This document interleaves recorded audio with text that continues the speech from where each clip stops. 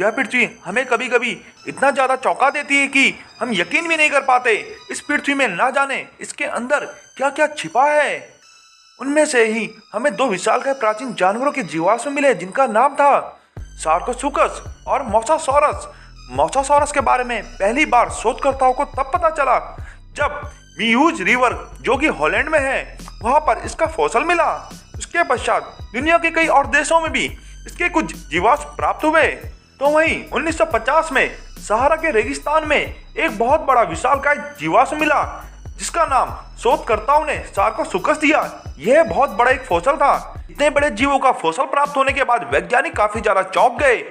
अब उन्हें यकीन हो गया कि प्राचीन समय में इस पृथ्वी में आज के मुकाबले कई हजार गुना बड़े जानवर निवास किया करते थे और इनमें से बहुत सारे जो विशालकाय जानवर होते थे वो लगभग मांसाहारी होते थे। सार्कोसुकस और मोसासॉरस दोनों ही विशालकाय जीव पानी में रहा करते थे। तो ऐसे विशालकाय जीवों का प्राचीन समय में कभी आमना सामना होता होगा तो क्या परिणाम होता होगा, तो जानने के लिए आप इस वीडियो को अंत तक जरूर देखिएगा। और आपने अभी तक हमारा चैनल सब्सक्राइब नहीं किया है तो सब्सक्राइब कर लीजिएगा, साथ ही बेल आइकन को भी प्रेस कीजिएगा ताकि ऐसी रोमांचक वीडियो की नोटिफिकेशन सबसे पहले आप तक पहुंचे। मोसासॉरस एक बहुत बड़ा जीव था और छिपकली की प्रजाति से संबंधित था। तो वहीं सार्कोसुकस भी बड़े बड़े विशालकाय डायनासोर का शिकार करने में सक्षम था। शोधकर्ताओं के मुताबिक सार्कोसुकस और मोसासॉरस का कभी भी आमना सामना नहीं हुआ क्योंकि दोनों अलग अलग समय पर इस पृथ्वी पर मौजूद थे। पहले सार्कोसुकस का समय था और उसके पश्चात काफी लंबे समय के अंतराल के बाद मोसासॉरस की उत्पत्ति हुई। दोनों ही विशालकाय डायनासोर को मारकर गिराने में सक्षम थे। यह दोनों जीव नदी के तट पर रहते और जैसे ही कोई विशालकाय डायनासोर तक पानी पीने नदी के किनारे आता तो ये तुरंत उस पर हमला कर देते थे।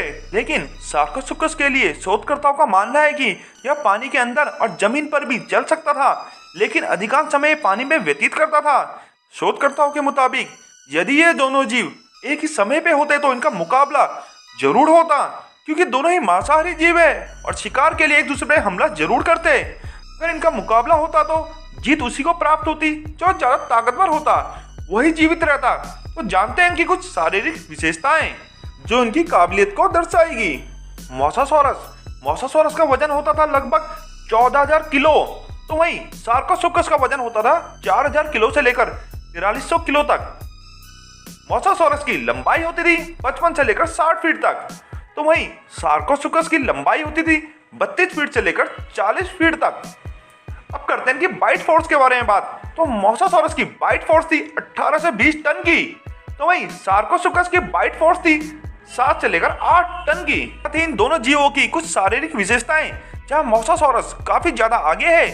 यदि दोनों का आमना सामना हुआ तो यह मुकाबला जीतने की बहुत ही ज्यादा अधिक संभावना मोसासॉरस की हो जाती है क्योंकि मोसासॉरस का वजन, लंबाई तथा बाइट फोर्स जो कि बहुत ज्यादा अधिक है। लेकिन यदि सार्कोसुकस किसी तरह मोसासॉरस को जमीन पर या किसी नदी के किनारे पर ला पाया तो परिणाम शायद अलग हो सकते हैं क्योंकि सार्कोसुकस जमीन पर भी चल सकता है और जमीन पर भी शिकार कर सकता है और मोसासॉरस केवल पानी पर ही रहता है और पानी में ही शिकार कर सकता है।